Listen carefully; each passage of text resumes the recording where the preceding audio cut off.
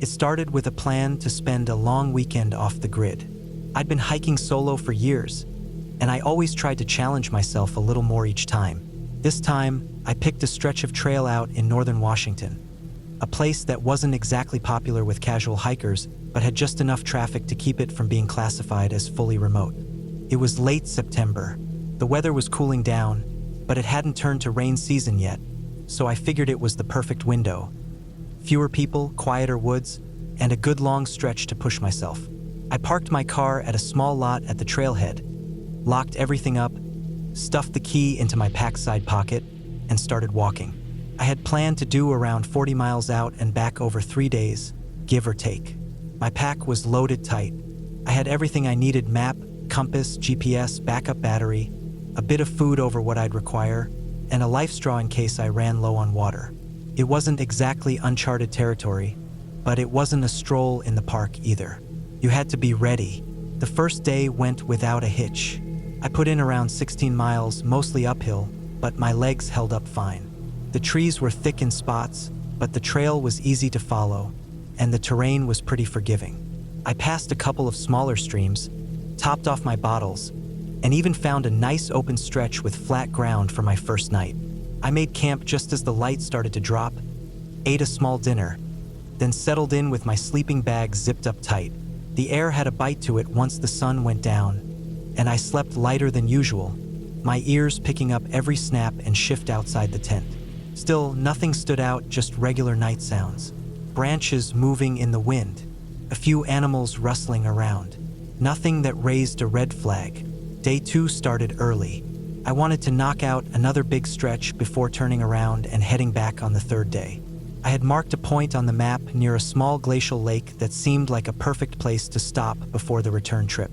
I made coffee, packed up, and started walking before the sun even touched the tops of the trees. The first few miles were more rugged than I'd expected. There were long switchbacks cutting across steep slopes, and in a few places, the trail narrowed so much I had to hug the rock wall just to keep from slipping off the edge. Still manageable, though. My boots had good grip, and I kept a slow, steady pace. Around midday, I stopped to eat by a creek. The water was fast and clear, and the noise of it drowned out everything else. I took off my pack, sat on a rock, and let my legs rest while I chewed on some jerky and trail mix. It felt good to take the weight off, but I didn't stay long. I knew I had miles to go and didn't want to be caught looking for a spot too close to sunset. It was maybe an hour after I left the creek that things started feeling off.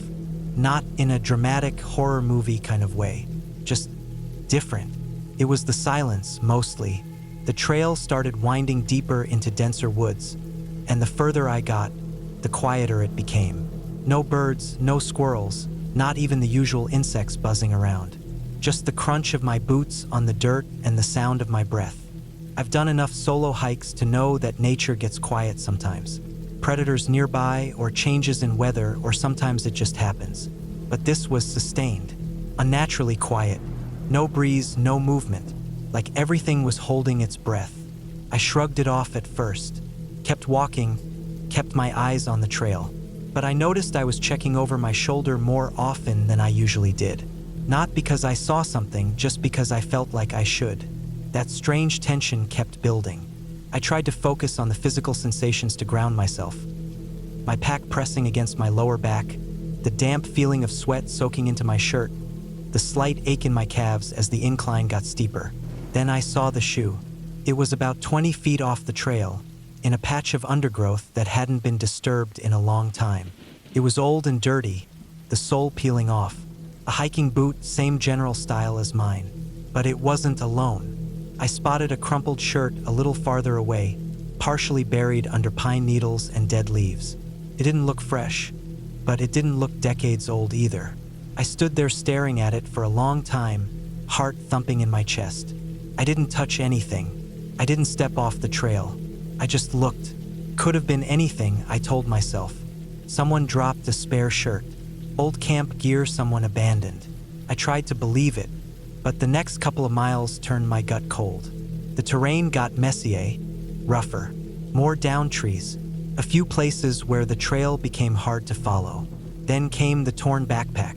It was sitting right in the middle of the trail like someone had set it there on purpose. One strap was ripped. Not cut. Ripped. I stood there and stared at it, trying to make sense of the situation. A number of scenarios ran through my head. None of them good. Could have been a bear. A cougar. Maybe someone slipped and left their gear behind in a rush. Maybe something worse. There wasn't a drop of blood or any sign of a fight. But there also weren't any clear prints, no drag marks, nothing. I kept walking faster now.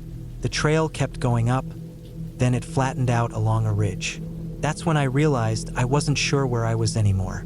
I took out my GPS and map and tried to match up the topography. Something didn't fit. I should have reached the lake by then, or at least the stream that fed into it. But I hadn't passed any running water since noon. The GPS said I was still on the trail, but the landscape didn't match what I had marked. Trees were thicker, rocks piled in ways I hadn't expected. I thought maybe I drifted onto a game trail without realizing it, but when I backtracked, I didn't see any split or fork. By then, it was mid-afternoon. I needed to find a place to camp, get water, and figure out where I'd gone wrong. I kept walking, hoping to come across something familiar. That's when I heard it. A metallic sound, sharp, distant, came from somewhere to my left, through the trees. I stopped and waited, listening hard. Nothing. Then again, clang, like metal on metal. Faint, but there. I stood frozen. It wasn't a sound that belonged out there. Not that far-off trail, not in that silence. I didn't move toward it. I did the opposite. I turned around and started walking back the way I came. Or at least I thought I did. Within 20 minutes, I was lost. The trail was gone. I couldn't see it in either direction. I hadn't stepped off more than a few feet at any point, but the path had vanished. I turned around in circles, trying to retrace my steps, but nothing looked familiar. The panic hit fast. I pulled out the GPS again, but the screen froze. I restarted it. Still nothing. Battery was fine. It just wouldn't load. I tried to stay calm, tried to focus. I pulled out the map and compass, but if the trail was gone, it didn't matter. There were no landmarks I could trust. I told myself to pick a direction and go steady. Backtrack until something looked right.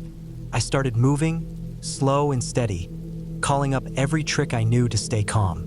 But the deeper I went, the worse it got. The woods seemed to close in. Trees grew tighter together. Light dimmed faster than it should have. I found a small clearing just before sunset. It was uneven ground, but it would do. I was exhausted, hungry, and shaking from the cold sweat that hadn't stopped since I lost the trail. I set up the tent, crawled inside, and didn't eat. I just lay there, heart pounding in my ears. That night was the longest of my life. Something moved outside the tent. Not once, not twice. Constant, soft footsteps, crunching leaves, shifting weight. It wasn't a bear. I've had bears pass through camps before. They move with heavy steps, sometimes clumsy. This was different. It circled my tent for hours. I didn't sleep. I didn't even breathe hard. I just clutched the knife I kept in the side pouch and waited. By morning, it was gone. There were no prints, no marks, just a few scattered branches pushed aside near the tree-line. I broke camp fast. My body felt weak, but I pushed through it. I had no idea where I was, no direction to trust, but I had to move. I followed the slope downhill, hoping to hit a water source, anything familiar. Midday came, then late afternoon. My water was almost gone. I stopped and leaned against a tree, dizzy. My body was aching in ways I didn't know it could. Then I saw it. A structure, not a cabin, not a ranger station. It was metal, a rusted old trailer or container tucked into a hollow between trees. The paint was peeled. The door was hanging off. It looked abandoned for years. I approached carefully. The door creaked when I touched it. Inside, there was nothing but old cans, rusted tools, and shredded fabric.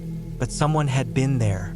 A bedroll in the corner, old food wrappers, a half-burned pile of wood in a makeshift pit. I didn't stay. I kept walking. My legs were jelly, but I moved. Every time I stopped, I felt that same sensation again, that something was nearby, watching, just out of sight. I spent another night in the woods. No tent this time. I had been hiking for years, mostly alone. Something about being in the woods by myself felt right to me. I liked the silence, the space, the rhythm of my own footsteps echoing off trees and brush. It was how I reset after working long hours at my job. I didn't need distractions or noise, just a pack, a trail, and time. I usually chose trails in Northern California because they were close enough to drive to, but remote enough that I rarely saw other people, especially during the weekdays. This time, I picked a section of trail that cut through a lesser-known patch of the Shasta Trinity National Forest. I didn't plan anything complicated, just a 3-day in-and-out loop. The elevation wasn't too bad. The terrain was mostly pine and dirt with a few narrow ridgelines. There were water sources marked on the map, and I had a filter with me. I double-checked the weather, made sure someone knew where I was going, and packed everything like I always did. The first day was perfect. I left my truck at the small, gravel lot around 7 a.m. and headed in. The forest was quiet, thick with tall pines and sun filtering through the branches. I moved steadily, stopping only to drink or check my bearings. I made camp that evening near a flat clearing surrounded by ferns and rock. Cooked, ate, and slept easily. Nothing out of the ordinary. The second day was when things started to feel off. I woke up early again and set out after a quick breakfast. The trail narrowed a bit as it began to climb. The trees grew denser and the terrain rougher. I had about 12 miles to cover before I made the loop that would curve me back west. I moved slower, keeping an eye on my footing. I saw signs of deer here and there, prints in the mud, broken twigs, but nothing unusual. Sometime around early afternoon, I noticed the first strange thing. A narrow branch, not much thicker than a finger, was stuck straight down into the middle of the trail. Not lying there, not broken off from above, jammed into the dirt deliberately. I stopped, stared at it for a second, and bent down to look. The end had been whittled to a crude point. Someone had forced it into the trail like a little marker. It was weird, but I figured maybe someone ahead of me had left it there for a reason. I pulled it out and tossed it off the path, then kept moving. A few miles later, I found another one. Same size, same whittled end, same position, jammed vertically into the middle of the dirt trail like a stake. This time I felt it, that slow itch in the back of my neck. I scanned the woods but saw nothing. No sounds except wind in the trees, a couple birds. Still, it put me on edge. I left that stick in place and moved a little quicker. Around 5 miles from my second campsite, I noticed something else. A piece of red fabric, maybe from a shirt or bandana, was tied to a low branch just off the trail. It looked old, sun-faded, frayed at the edges, but it fluttered in the breeze just enough to catch my eye. I stepped off the trail a few feet and reached out to touch it. It was thin cotton, ripped roughly down the side. No writing, no logos, just a plain piece of cloth. I looked around. Still nothing. No voices, no crunch of footsteps, no sign of anyone else. But the way it was tied felt intentional, like a signal or a trail marker, but one that didn't belong to any hiking guide I'd ever seen. I made a mental note of it, stepped back on the path, and kept going. The trail climbed after that. I had to stop and rest more often. I drank steadily, ate a bit of trail mix, and tried to focus on the goal, reaching the loop's far side before sunset so I could set up camp and rest.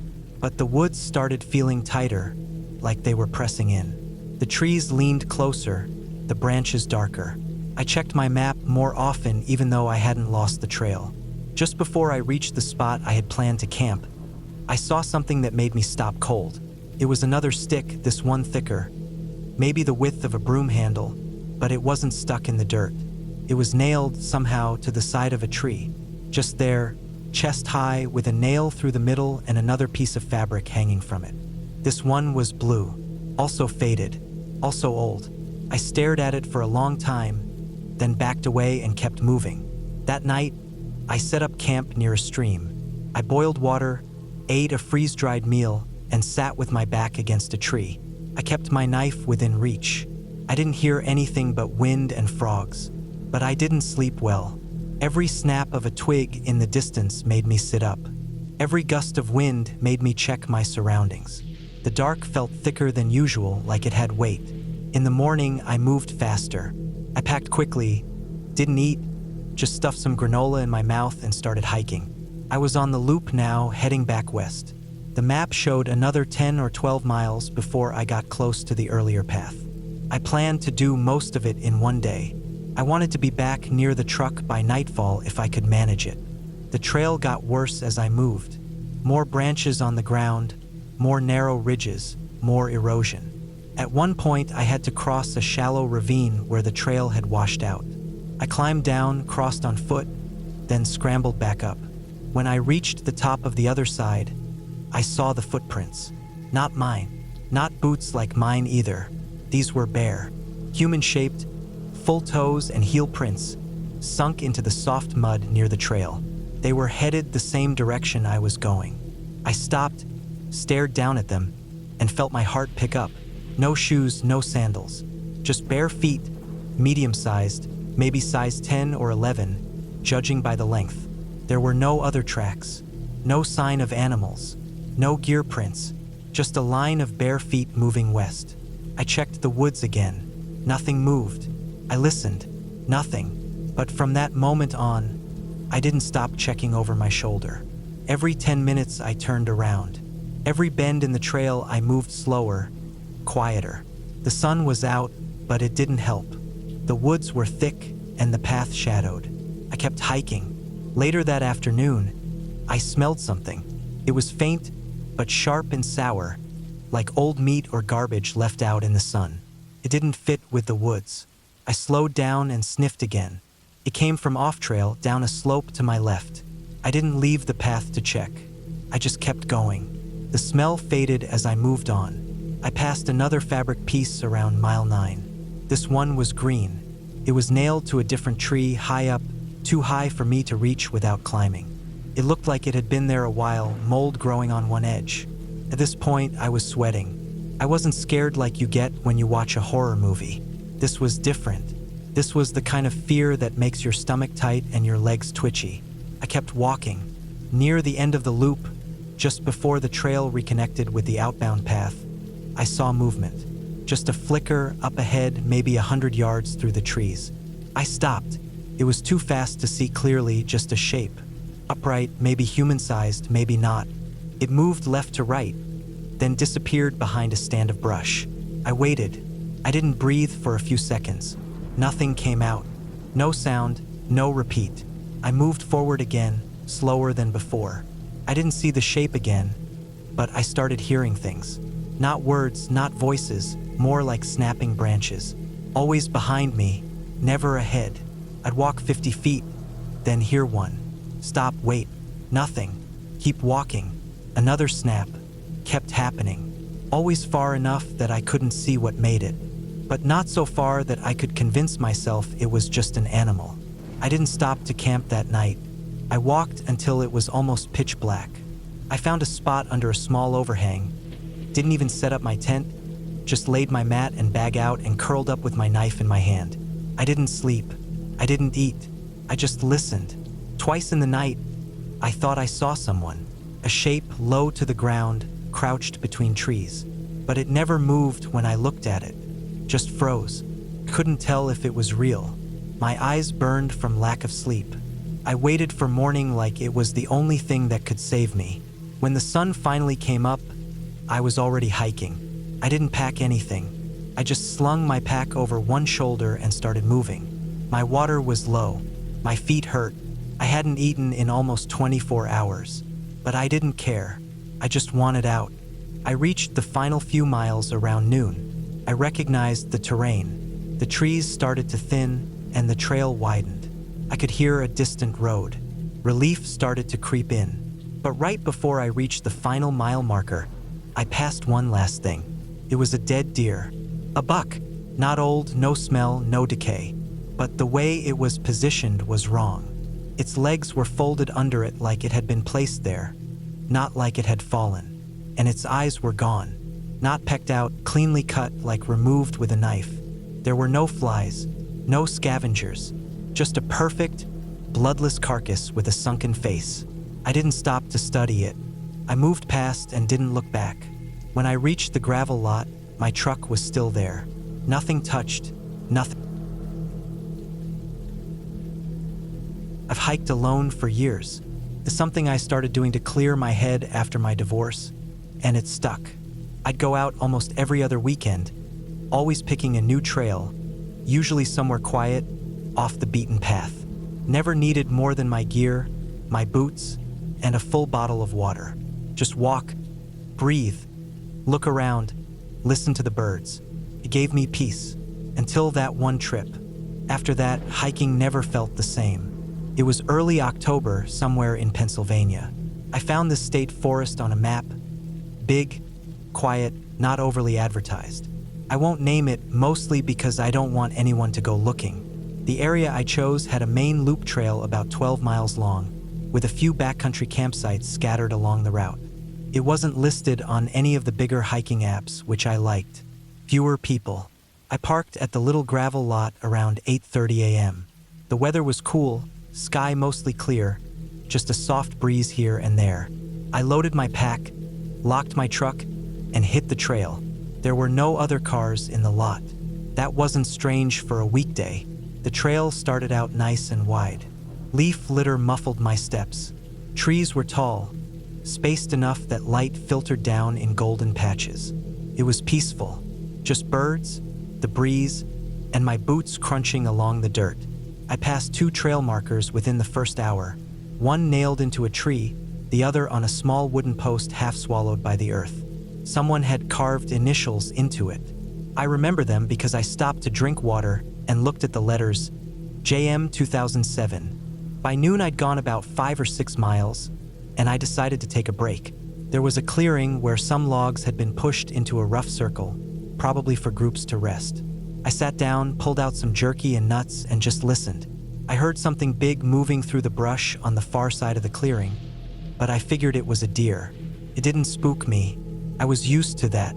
After lunch, I kept moving. About 20 minutes later, I saw what looked like an old game trail branching off from the main path. It looked worn, but walkable. Usually, I don't go off trail unless I've checked maps first, but something about it caught my attention. It felt like it led somewhere, like it was used more often than you'd think. I stopped and looked at it for a long time. It wasn't on my printed map. I looked at my compass. It ran east-northeast, away from the main loop, but parallel for a while. I figured I'd follow it for a bit, maybe loop back. Dumb, I know, but that's what I did. The trail dipped down into a shallow ravine. It was muddy in places. I saw boot prints, some older than others. Some animal tracks too, deer, maybe raccoons. A little further in, I saw plastic. An old water bottle, crushed and sun-bleached. I should have turned around. Instead, I kept going. The deeper I walked, the more narrow and enclosed it felt. Trees pressed in close. The trail got darker. It started to slope upward, like it was heading toward a ridge. There were thorn bushes crowding the sides, and I had to duck under low branches. Every now and then I'd see signs someone else had walked it. Boot scuffs, snapped twigs, even a cigarette but once. But they weren't fresh, not recent enough to mean anything. About an hour in, I realized I hadn't seen a trail marker in a long time. Not even a faded one. That's when it started to feel wrong. The path had changed, narrower, rockier. The woods were dense, quiet. Too quiet. No birds, no rustling, just that heavy silence that sinks into your bones. I stopped and turned around, tried to walk back the way I came, but I couldn't find the same landmarks. The trail I'd followed seemed different. I kept trying, following what looked like worn footpaths, but they all twisted and tangled. I remember hitting a slope I didn't recognize, even though I swore I hadn't walked downhill earlier. I started to sweat, even though it was cool out. The light was starting to fade. I looked at my watch. It was past 3 o'clock. The sun would be down by 6. I knew better than to panic. I took out my map and compass again, tried to line things up. But without a reference point, it wasn't much use. I thought about climbing to higher ground, but everything around me was just dense trees and steep ridges. I picked a direction and walked. The woods were thick. Twigs snapped under my boots. Every branch looked like the last. I tried to mark trees with my knife, but the bark was too dry in some places. It flaked off. I wasn't even sure if I was walking in circles. At one point, I found a small clearing, just a patch of grass and moss with some stones arranged in a circle. It looked like someone had made a fire there years ago. I checked the ash. Cold. Old. There were bones near it. Small ones. Maybe squirrel or rabbit. The bones were clean. No fur. Just white and dry. I decided to stop there and rest. My legs were starting to cramp, and my pack felt heavier by the minute. I ate half a granola bar and sipped water. I thought about staying overnight, setting up my tent, making a fire. But something about that clearing didn't sit right. I didn't feel alone. I didn't hear anything. But I had that crawling sensation in my neck, the one that makes you turn around every 5 seconds. So I kept moving. I tried calling for help, even though I knew I had no signal. Just shouted. My voice sounded strange out there, dead and flat. Nothing answered. By the time it started getting dark, I found a dry patch between two big oaks. I set up my tent as fast as I could, forced down the rest of my jerky, and crawled into the sleeping bag. I didn't sleep much. Every sound put me on edge. I thought I heard walking, slow, crunching steps around my tent, but when I unzipped it and looked, there was nothing. No sleep, just silence, the kind that presses in on your ears. At dawn, I packed up and started walking again. My legs ached. My back was stiff. I'd only brought enough food for a day hike, figuring I'd loop around by sunset. I rationed what I had left, a few nuts, half a granola bar, and a little water. By mid-morning, I saw something that made my stomach drop. Plastic bag. Same kind I'd packed my trail mix in. It was snagged on a low bush. I picked it up. It was mine. The knot I tied, the tear on the side. It was the same one I'd thrown away the day before.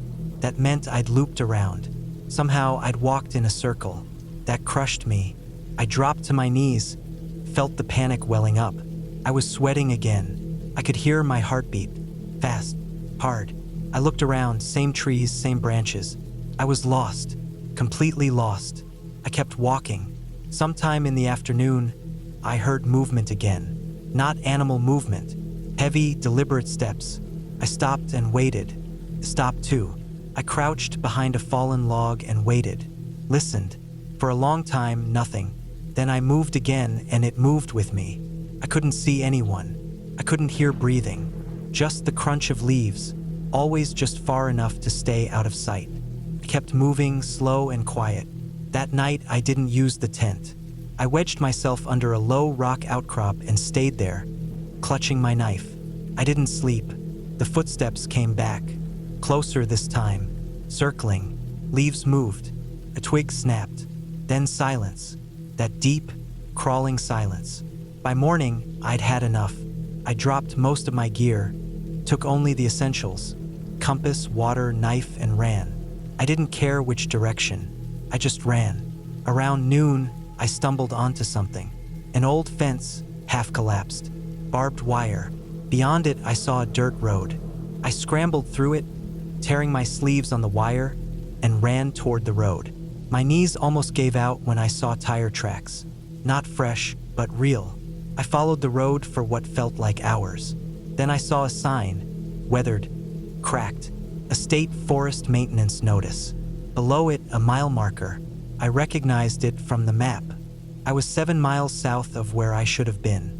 By evening, I made it to a fire road, and from there, a ranger station. No one was there. It was a seasonal outpost, but there was a landline inside. I called 911. They found me at 10 p.m. Hypothermic, dehydrated, and barely able to walk. I told them everything except the footsteps. I didn't know how to explain those without sounding crazy. They said hikers sometimes go missing for days in those woods. Something about magnetic fields interfering with compasses, how dense forest disorients people. But they didn't talk about old fire pits or footsteps in the dark. I've never hiked alone again. I still hear things at night sometimes. Crunching leaves, a snap of twigs, and I wake up sweating, heart racing, thinking I'm back there again, with nothing but trees, silence, and something just out of sight. I don't know what I expected out of that solo hike, but it wasn't this. I've done a fair number of long hikes alone before, nothing extreme, but enough to know the basics. Pack light, but not too light. Always tell someone where you're going. Check the weather, stick to the trail, keep an eye on your water supply. I had a system.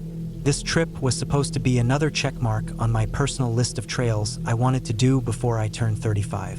Nothing fancy, just a 4-day loop out in a remote stretch of forest in a national wilderness area that doesn't get too many tourists.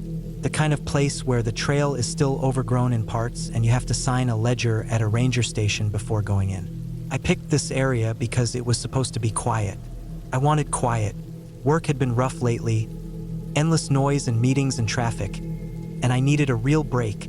The kind of break where you don't hear engines or notifications or people, just wind, water, and the sound of your own boots on dirt. The trailhead was about 3 hours from the last town. I got there late in the morning, parked the car in the small lot by the ranger outpost, and signed my name in the log. There was no one else there, just a dusty room with a fan going and a little map pinned on the wall with faded thumbtacks. I wrote the dates I planned to be in and out and hit the trail with my pack. The first day was uneventful. It was all climbing, slow and steady. The air was warm but not oppressive. I moved at a good pace, drank water regularly, and kept checking my GPS just to stay on track. The signal was weak out there, but I had offline maps downloaded. I didn't plan to use the phone much anyway. That was the whole point of the trip. Just me and the woods. The trail was more rugged than I expected. Twists, deadfall, steep drops on one side, but it was manageable. The forest was dense, mostly pine and fir, the kind that blocks out most of the sun until the late afternoon. I kept thinking how quiet it was. No birdsong, no rustling squirrels or chipmunks, just that deep, blank silence. It was peaceful, but also strange. It made you hear things that probably weren't there. Your own footsteps, your breath, the creak of your backpack straps. Everything seemed louder than it should have been. I made it to my first camp spot around 5 p.m. It was just a flat stretch of ground near a stream, marked on the map as a good overnight location. There was no fire ring, no signs of recent use, just an opening in the trees wide enough to pitch my one-man tent. I set up quickly and filtered some water from the stream, then cooked a little freeze-dried meal with my camp stove and tried to relax. But something felt off that night. I kept hearing noises in the trees. Not loud ones, just soft snapping like twigs under slow feet. I told myself it was deer, maybe elk.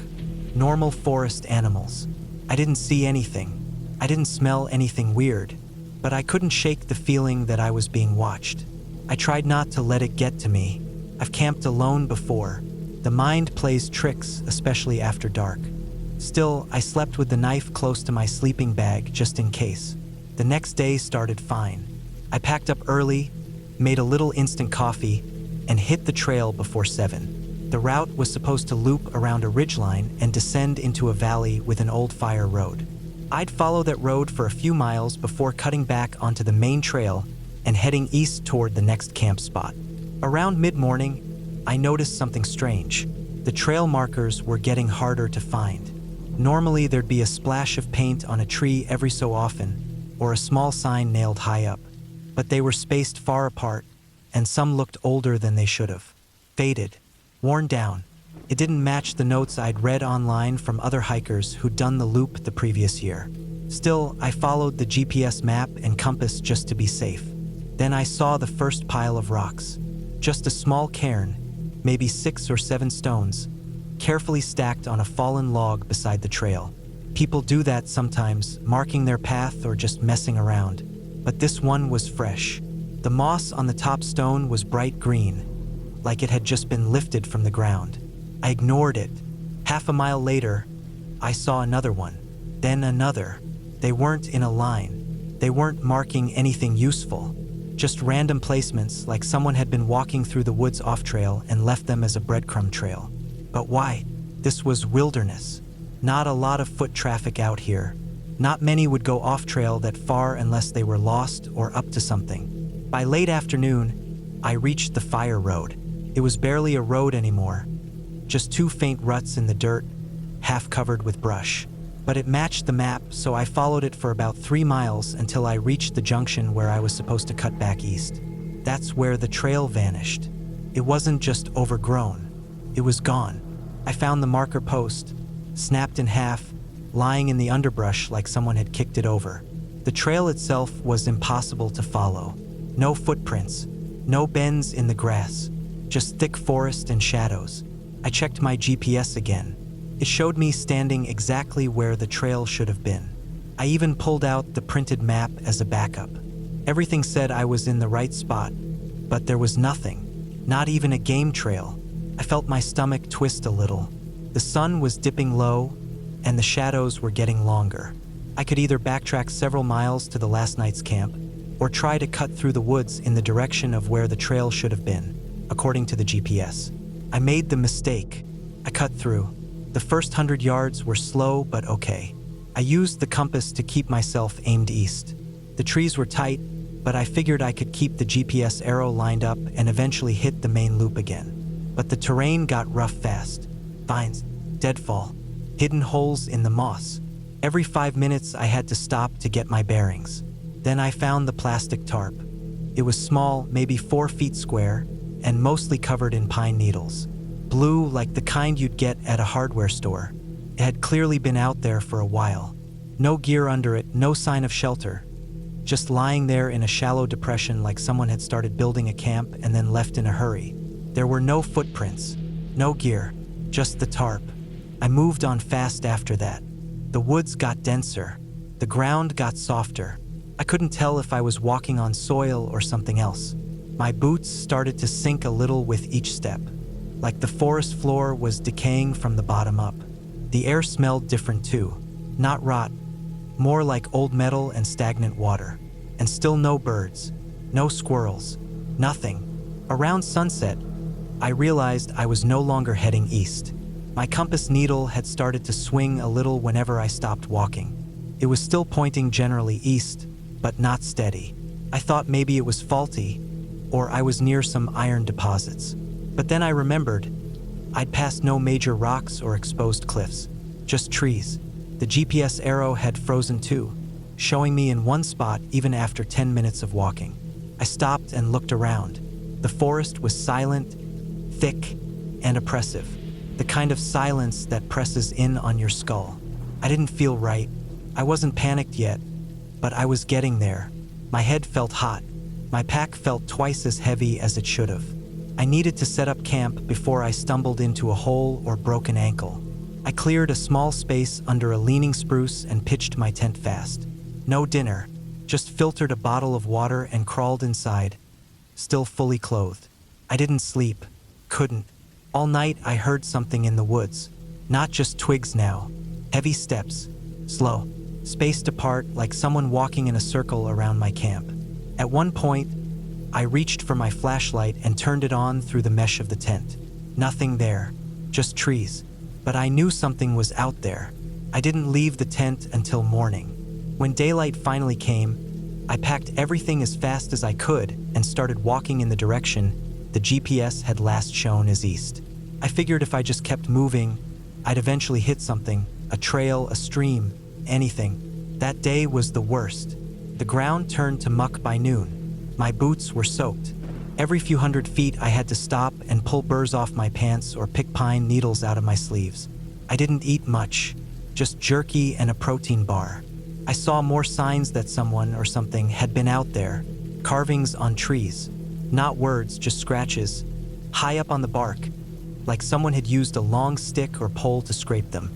Then I found the boot, just one, old, leather, cracked, lying on its side in the mud. No foot inside, no other gear, just sitting there like it had been dropped. I was too tired to be scared by then. I just kept moving. By the evening, I saw light.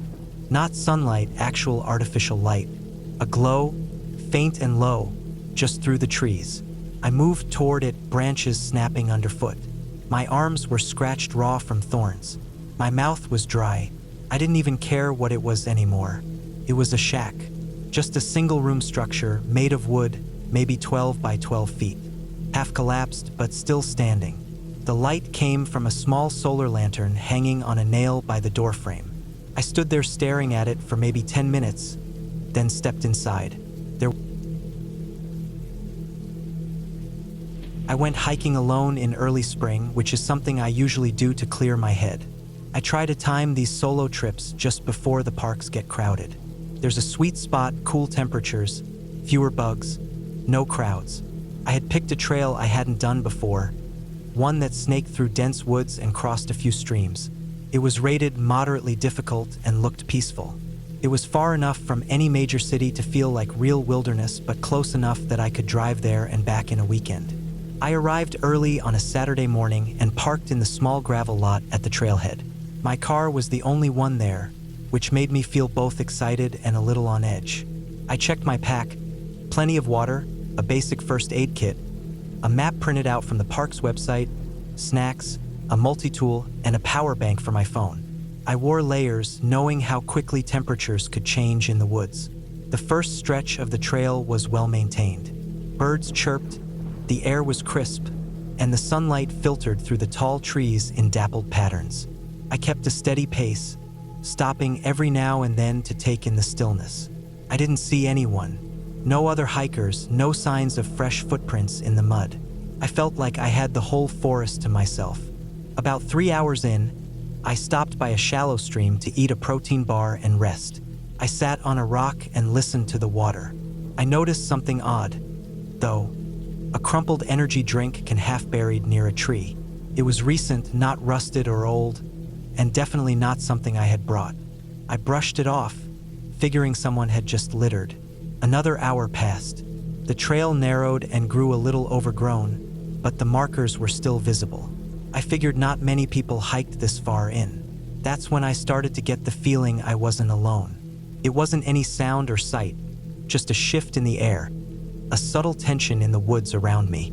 I chalked it up to nerves and kept going. Then I saw boot prints, not just one or two, but a string of them in the muddy patch where the trail dipped low. They were fresh. They hadn't been there earlier.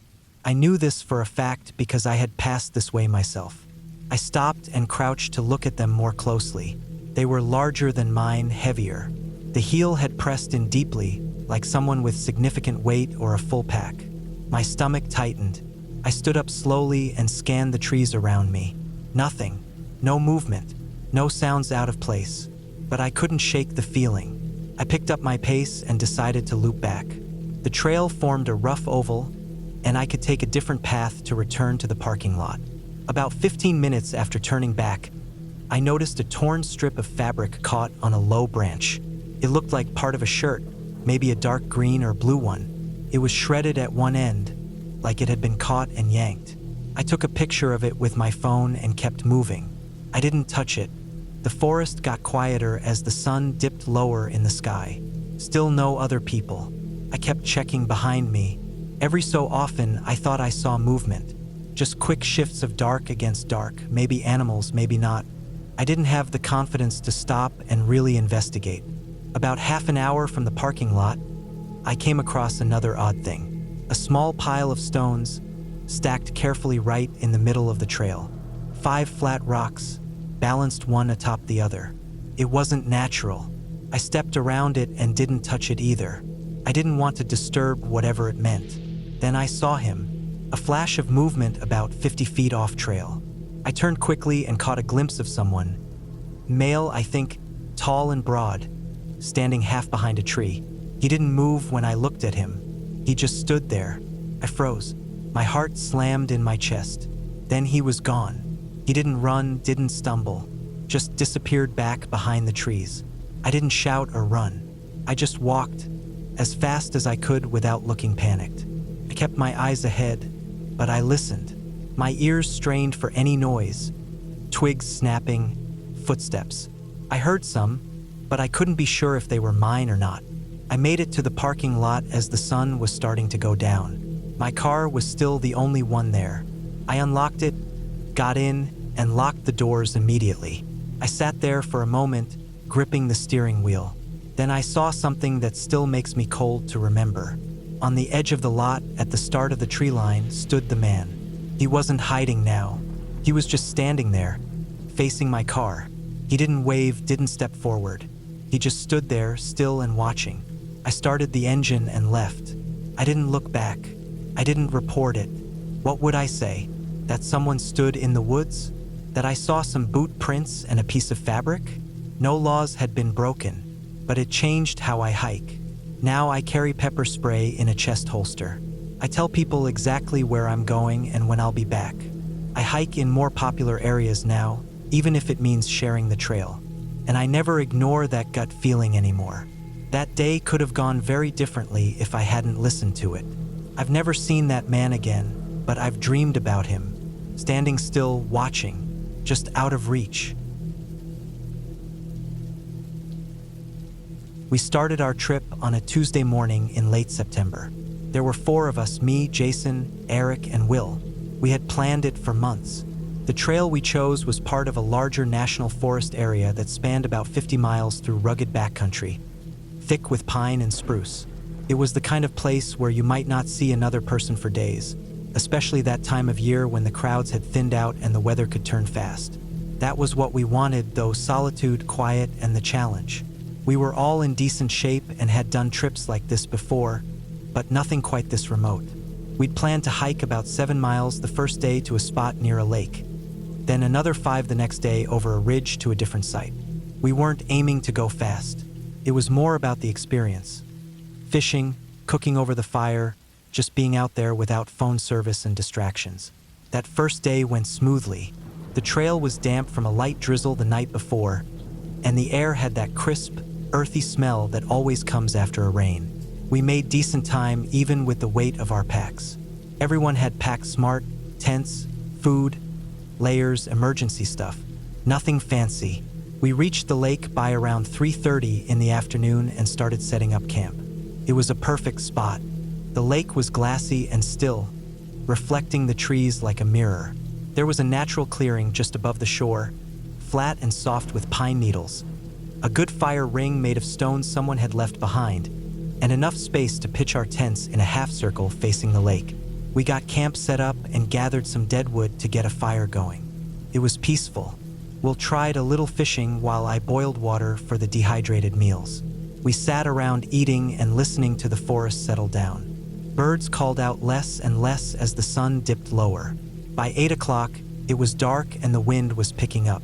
A storm had been mentioned in the forecast, and it was clear it was coming in. The clouds were thick and moving fast across the sky, blotting out the stars. By 9:30, it started raining, and by 10 o'clock, it was a full-on downpour. We called it a night, packed up anything we didn't want soaked, and zipped into our tents. The wind got stronger, and I lay there listening to it rip through the trees, rain hammering on the nylon. It was one of those nights where the noise makes it hard to sleep, even when you're exhausted. I drifted in and out. I check my watch every so often. 11:10, 12:42, 2:15. Still raining. At one point I thought I heard something. A branch snap maybe, but I wrote it off. You hear all sorts of things out there in the dark. Eventually I must have dozed off for real, because the next thing I knew, it was light. I checked my watch again. 6:42 a.m. The rain had stopped, and the forest was quiet again. The kind of quiet that comes after a heavy storm. Everything was wet and glistening. I unzipped my tent and stepped out to stretch, rubbing sleep from my eyes. That's when I noticed the other tent. It was a dark green 2-person dome tent, maybe 20 feet away from ours, just slightly off to the side of our semicircle. None of us had that model. I stood there blinking at it for a second, not quite processing. Then I turned and saw Jason stepping out of his tent and looking in the same direction. He gave me a look but didn't say anything. Eric and Will came out a minute later, both of them looking at the tent too. No one said a word for a good 10 seconds. Just 4 guys standing there in the morning light, staring at something that shouldn't be there. Eventually we all kind of shuffled toward the fire ring and started moving like normal, boiling water, getting breakfast going, checking gear. But that tent sat there, and none of us really addressed it directly. It was almost like we were waiting for someone to come out of it before saying anything. He came out maybe 10 minutes later. He was average looking, mid-30s, short dark beard, short brown hair, backpacking gear that looked decent quality. His jacket was a little muddy, and he had that damp, slept outside look we all had. He nodded at us like he belonged there. That was the part that stuck with me, how normal he seemed. No awkwardness, no surprise, no explanation. Just there, like he'd been part of the group the whole time. We nodded back. None of us said anything. Not because we were trying to be rude. It was more like we were trying to figure it out, letting it sit, hoping maybe something would click or make sense. We had gone to sleep in the storm around 10 o'clock. The rain had been constant, the wind strong. We had checked the area thoroughly before setting up. There was no way a tent that size had been there without us noticing. And who hikes into a remote lake in the pitch dark during a storm and sets up a tent between 4 strangers? That whole morning felt slightly off. He acted casual. He even warmed his hands by our fire at one point. He didn't cook anything or unpack anything from his pack that I saw, but he seemed at ease. We didn't ask him anything. I think none of us wanted to be the first one to break the silence in that way. It was like we were all running the same calculation in our heads. This is weird, but maybe there's a reasonable explanation. We packed up around 9 o'clock to head to our next spot. He packed up with us, just folded his tent, loaded his pack, and started walking about 30 feet behind as we left the site and hit the trail. He didn't walk with us. He didn't say anything, but he followed. All day, we stopped for lunch on a rocky overlook. He didn't sit with us. He stayed back, sitting cross-legged about 20 yards away, eating something from his pack. Again, no words, just part of the background like some silent member of the group. It started getting into our heads. We talked about it in little snippets when we were out of earshot. None of us remembered seeing him on the trail the first day. No footprints, no extra tent in the morning. We ran through all the possibilities. Maybe he came in from a side trail. Maybe he was just trying to stay safe during the storm and thought camping near others was smart. But even then, the timing, the silence, the fact that he never introduced himself or gave any kind of reason, it didn't sit right. That second night, we camped near a small creek in a tighter area with more underbrush. We set our tents in a line facing the water, closer together this time. He set his tent up again, just barely out of the light from our fire. Still close enough to be with us, but just far enough to not feel like part of the group. We didn't sleep well that night. Every noise felt louder. I kept thinking I heard footsteps or fabric rustling. I checked my watch, listened, then closed my eyes again. It rained a little, but nothing like the night before. In the morning, we all looked tired. He came out again around the same time we did, packed his things, stood by while we made coffee and tried to act like everything was fine. But it wasn't fine. It wasn't normal. We all knew it. We hiked out that day instead of staying the full 3 nights. We didn't really say it out loud. It just happened. There was a mood in the air and we were all thinking the same thing. Get out. He followed again, 30 feet back, always there but never close enough to confront. The last few miles to the trailhead were the longest. I kept looking over my shoulder. At one point, I stopped to tie my boot and let the others go ahead a bit. When I stood back up, he was standing still in the trail, maybe 10 feet behind me, staring at me with no expression, just waiting. That was the only time I felt something stronger than unease. It was a cold, sharp spike in my gut. I turned and walked fast until I caught up with the others. When we reached the cars, we loaded up quick. We didn't say a word to him. He stood near the edge of the lot, adjusting his straps, looking like he was waiting to see what we'd do next. We got in and left. I looked back once and he was just standing there. None of us talked much on the drive back. We were trying to make sense of it. There had been no threat, no confrontation, no real reason to panic. But we all knew something was wrong. The weirdest part was when we looked online later, checked trail logs, reports, local forums, there were no mentions of solo hikers in that area during those days. The weather had kept most people out. No permits had been pulled for that section except ours. Nothing. We never reported it. What would we even say? Nothing technically happened, but it changed how I look at trips like that. Not the wilderness itself, the people, the ones you don't expect, the ones who show up without a sound in the middle of the night during a storm, the ones who act like they belong but never really do.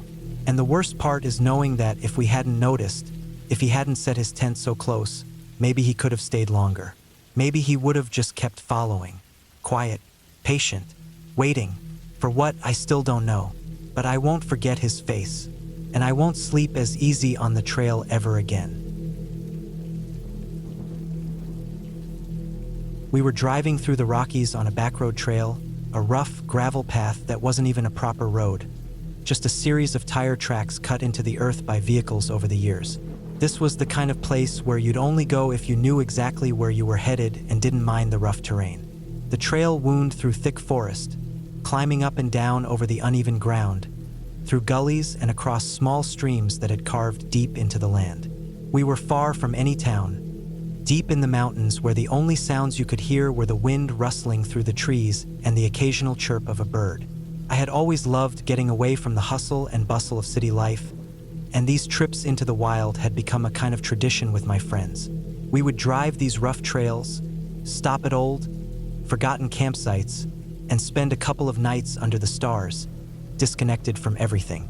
It was a break we all needed, and it felt right to be out there, away from anything resembling the normal world. It was always peaceful, serene even until that one trip. I was riding shotgun that day, the wind whipping in through the open window as we bounced along the trail. My buddy Jake was driving. He had been out in these mountains before, but I had only done this kind of rugged backcountry driving a handful of times.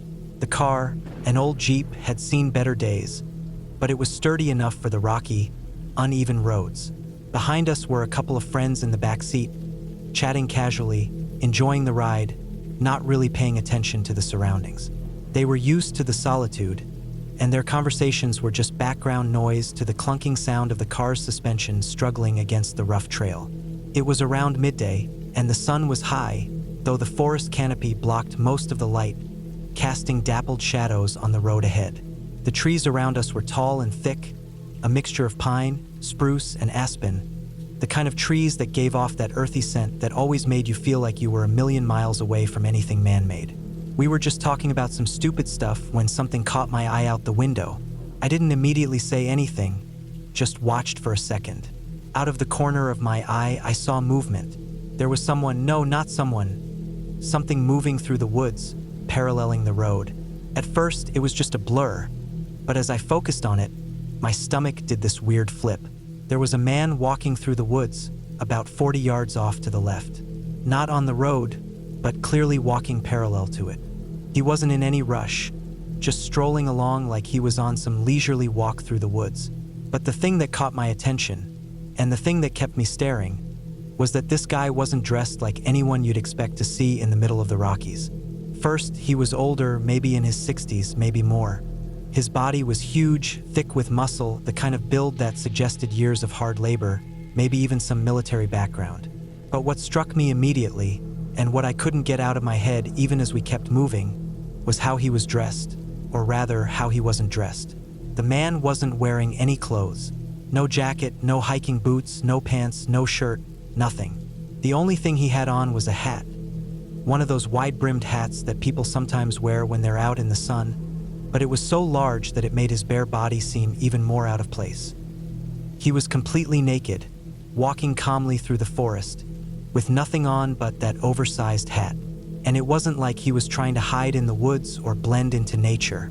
No, he was just walking through it like it was the most normal thing in the world, completely unbothered by the fact that he was practically alone in the middle of nowhere with no shoes, no shirt, just that hat. For a split second, I thought I was imagining it. My mind tried to make sense of the scene, but nothing about it added up. How could someone just walk through the woods in the middle of nowhere, completely naked? No backpack, no gear, not even sandals. Just the hat. And not even a small, inconspicuous hat. It was a wide-brimmed, dark brown thing, the kind you might wear if you were trying to protect yourself from the sun, but definitely not something you would wear for a nature hike. It looked completely out of place. I looked over at Jake, who was still driving, focused on the road. I opened my mouth, but the words got stuck in my throat. It was ridiculous. Couldn't be real. But I couldn't shake the image of this man just walking through the trees, his massive body moving easily between the trunks, completely naked, with the sun glinting off his skin in the patches of sunlight that broke through the trees. After a moment of hesitation, I pointed out the window, trying to get Jake's attention. "Hey, look at that guy over there," I finally said, my voice a little shaky. I wasn't sure why I was so unsettled, but I was. I pointed in the direction of the man, but Jake didn't seem to notice at first. "Where?" he asked, still looking ahead at the trail. "There," I said, my finger still pointing. "In the woods, just walking along the edge." Jake slowed down a bit, squinting in the direction I was indicating.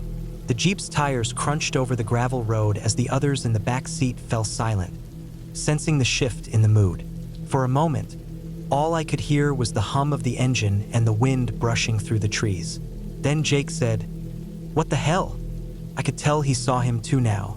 The old man in the woods, walking casually, as if it was nothing unusual. But as soon as Jake saw him, he accelerated, pushing the Jeep faster down the trail. It was like an unspoken agreement that we all wanted to leave whatever we'd just seen as far behind us as possible. The next few miles were a blur. We didn't talk much, but the tension was palpable. There was something wrong with what we'd seen, something unsettling that I couldn't quite put my finger on. It wasn't that the man was naked, strange as that was. It was the way he seemed so unbothered, so nonchalant about it, like he belonged out there, like he was part of the woods. After a while, we came to a fork in the road. One path led to a nearby lake where we'd planned to camp. The other went off into more uncharted wilderness. Jake took the fork toward the lake, and we spent the rest of the day setting up camp near the water, but I couldn't shake the image of that guy. I kept thinking about it, replaying the strange sight in my mind. We spent the night by the lake. The stars were bright, the fire crackled in the pit, and we tried to shake off the feeling of unease that clung to us. But it wasn't until the next morning, when we packed up to leave, that I started putting the pieces together. We didn't see the man again, but as we drove out of the trail the next day, I started noticing signs. Small things that had slipped past me earlier. Fresh footprints near the road, deeper and wider than they should have been for someone just walking casually. No shoes. The prints were large, too large, and they didn't match any of the typical wildlife tracks I'd seen before. I looked at the trees around us and realized that the place we'd been driving through, the spot where we'd seen the man, was unusually quiet. No birds chirping, no squirrels scurrying around, just the wind. It wasn't until we were halfway back to the main road, the sound of the Jeep's engine filling the air, that I realized something truly unnerving. The man had never looked at us. Not once. No reaction. No acknowledgement that we were there. Just this massive, naked figure walking through the woods, as if we were nothing more than a passing shadow in his world. By the time we hit the main road and the forest began to thin out, I felt a strange sense of relief. I couldn't explain it, but I knew one thing for sure. Whatever that man was, wherever he came from, he wasn't someone I wanted to meet again. I still don't know what to make of it. Maybe it was just some old hermit who had decided to live off the grid in the mountains, disconnected from everything. Maybe he had his reasons for being out there, for walking naked in the woods like that. But I can't shake the feeling that it wasn't just about being free. Felt like a warning, like we weren't supposed to be there, like we were intruding on something we didn't understand. All I know is that every time I think about it, I can't help but feel uneasy. And the next time I drive through the Rockies, I'll be a lot more careful about who or what I might come across.